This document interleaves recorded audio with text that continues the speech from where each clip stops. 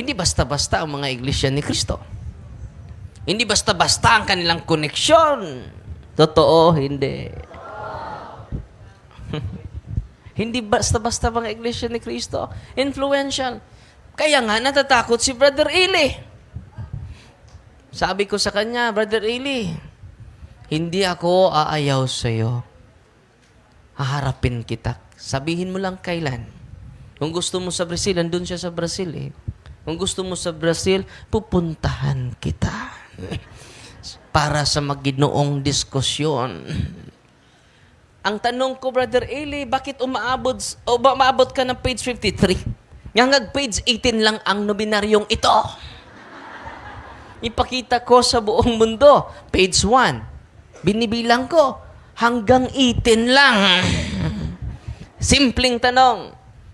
Dapat sasagutin mo sa simpleng sagot. Bakit umaabot ka ng page 53? Na page 18 lang ito.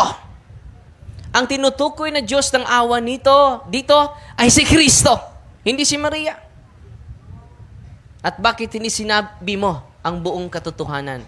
Ang nobenaryong iyon pala ay may mali sa pagprinta. Ang printing press ang nagkamali. May document tayo niyan. Sinisearch natin. No? Pero hindi page 53, page 3. At humingi ng paumanhin ang printing press sa pari. Dahil nagkamali siya sa pagprinta. At sinabihan ko siya, bakit hindi mo sinasabi ang historical background sa nominaryong iyan? Yung ginagamit mo ay mali na printa. At hindi niya sinasagot hanggang namatay siya. Hanggang ngayon, no? At sabi niya, haharapin daw niya ako hanggang ngayon. Ang hinaharap niya, ang tinatakol niya, the following na linggo, ay si Darwin, yung scientist. Si Charles Darwin, ang tsuri na galing daw tayo sa unggoy. Yun ang sinagot niya. Tingnan nyo, kapag haharapin natin, biglang aatras. Huwag kayong matakot sa pagtindig sa katotohanan. Amen? Titindigan natin ang katotohanan dahil nagpakamatay si Kristo alang-alang sa katotohanan. Amen? Jesus is the way, the truth, and the life. Bigyan natin ng papuri ang Diyos. So, kitang tanan nga ni adin ni karon, dapat ang malipayon o atong suportaan ang shrine. Shrine ba yun sa Cebu? Dapat ani makakomunit ni libo-libo.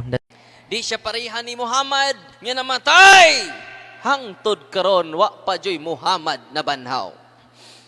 O nang pagkanindot sa atong pagtuo. Amen. Pakpakan nato si Kristo ang magtutukod sa simbahang Katoliko. Si Felix Manalo. Narabas unahan, no? Ato'y na yun. Namatay! Nabanhaw ba? Wa, luoy kaayo. Ang follower ni Felix Manalo. Amen?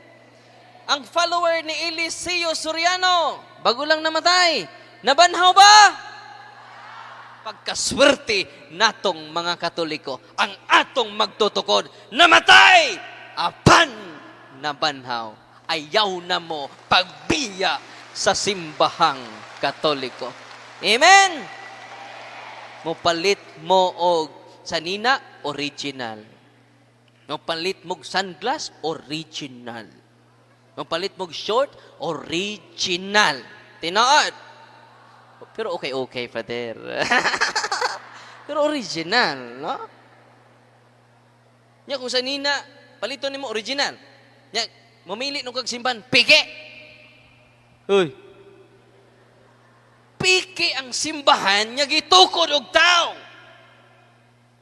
I-search, i-google na ninyo, who founded my church? Mulabas na dito.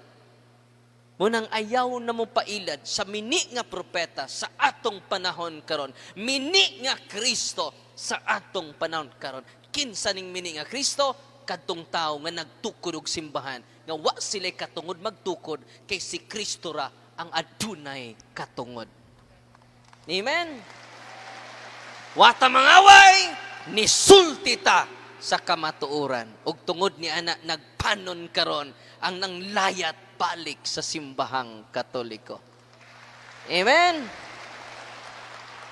Karong January, karong April, kuan. Masa rong adlaw? Kalimot man ko 9. April 15, doon ako ika-dialogue. Yung usa ka pastor niya, founder pod sa iyang simbahan, no? Grabe, no? Kagarbuso sa tao.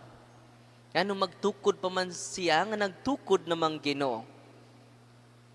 Sobra agsalig sa iyang kagalingon. Nga naa na may manluluwas na to. Mo nang kining mga simbahan niya tinukod og tao, nakikupitensya ni sa Ginoo. Katong ilang founder, maluoy ko sa mga inosente nga member. Amen? Katong mga founder mo to'y manubag sa Ginoo. Kini mga inosente nga gikan pos Katoliko, pitok-pitok rang mata. No? Mama. Isa itong mahal nga inahan. The church is orphan without Mary. Luoy kay mubiya ta sa simbahang Katoliko kay wa natay mama. Amen. Usa kamo nga niya dinhi karon, do natay langit nung nanay. Atong pakpakan ng langit nung natong nanay. Ang inahan natong tanan, ningon si Kristo ngadto ni Juan dito sa krus. Anak, ania ang imong inahan. Asar man dara. Mo ni? Si Mama Mary ni? Ha? Our Lady of? Ha? Our Lady of Morning Star. Ang bituon sa kabuntagon. No? Si Lucifer may bituon sa kabuntagon. The bearer of light. Muna si Lucifer. Pero natangtangan siya sa iyang bakos. Ang bituon sa kabuntagon karon si Mama Mary. Munang suko kay si Satanas ni Mama Mary. Ngano? Gikuha ag bakos. Kay dili naman siya bearer of light. Bearer of darkness. Amen? Kinsa man ang light? Si Kristo. Kinsa may bearer ni Kristo? Ang bituon sa kabuntagon. Amen? Atong pakpakan ng atong mahal nga inahan. Ningon si Kristo sa iyang anak, yatinunan. Si San Juan, anak, ania, ang imong inahan. Umingon siya sa iyang inahan, babay! Ania ang imong anak. Unang magtawag ta ni Mary og Mama. Sabi no? Kasweet na itong Mama Mary. Ay. Representing John, representing sa tanang tinunan ni Kristo si Juan. Kita karon mga tinunan ni Kristo. Tingin siya, mga anak, ania ang inyong inahan. Babay, ania ang imong mga anak. Therefore, igsuon ta ni Kristo. Atong pagpakan ng atong igsuon.